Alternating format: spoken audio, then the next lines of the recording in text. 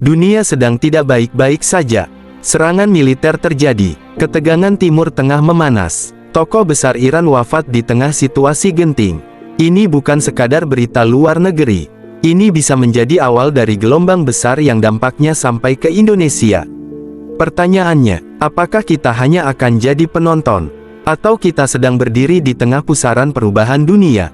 Ketika Amerika dan Israel terlibat dalam konflik dengan Iran, itu bukan konflik biasa. Timur Tengah adalah jantung energi dunia. Sekali saja kawasan itu terguncang, harga minyak dunia bisa melonjak. Dan kalau harga minyak melonjak, harga BBM bisa terdorong naik. Biaya logistik meningkat, harga bahan pokok ikut merangkak. Rakyat kecil yang paling dulu merasakan. Ini bukan teori, ini pola yang berulang dalam sejarah. Kenaikan minyak bukan cuma soal bensin. Itu bisa memicu efek domino. Inflasi global, melemahnya nilai tukar, tekanan terhadap sektor industri, ketidakpastian pasar saham. Jika konflik meluas, krisis ekonomi global bukan mustahil. Dan Indonesia, meskipun kuat secara sumber daya, tetap terhubung dengan sistem ekonomi dunia. Kita tidak hidup di ruang hampa.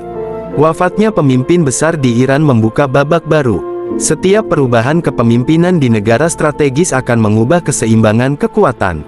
Rusia bisa memperluas pengaruhnya, China bisa mengambil momentum, Amerika tentu tidak akan mundur.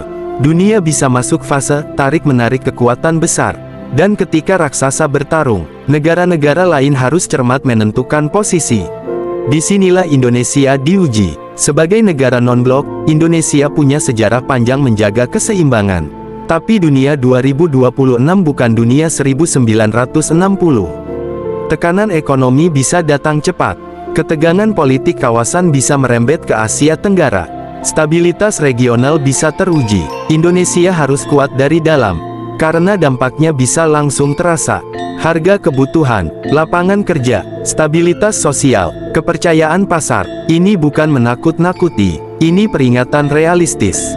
Pertanyaan besar muncul, apakah ini awal konflik global yang lebih luas? Ataukah ini momen pergeseran tatanan dunia?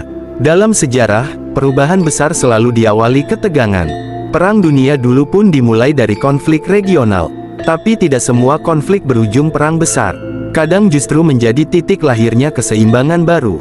Yang jelas, dunia sedang bergerak, dan Indonesia tidak boleh lengah. Kita tidak bisa mengendalikan perang di luar negeri. Tapi kita bisa memperkuat ketahanan nasional. Ekonomi harus tangguh, persatuan harus dijaga, stabilitas politik tidak boleh goyah.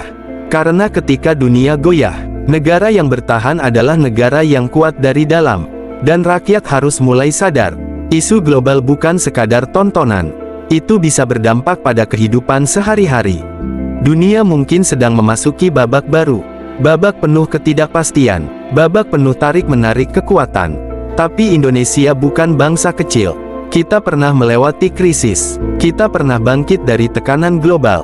Pertanyaannya sekarang, apakah kita siap menghadapi gelombang berikutnya? Menurut kamu, apakah ini awal dari konflik yang lebih besar? Atau justru awal tatanan dunia baru? Tulis pendapatmu di kolom komentar. Karena suara rakyat Indonesia penting dalam membaca arah zaman. Dan jangan lupa subscribe untuk analisis mendalam yang berdampak langsung bagi Nusantara.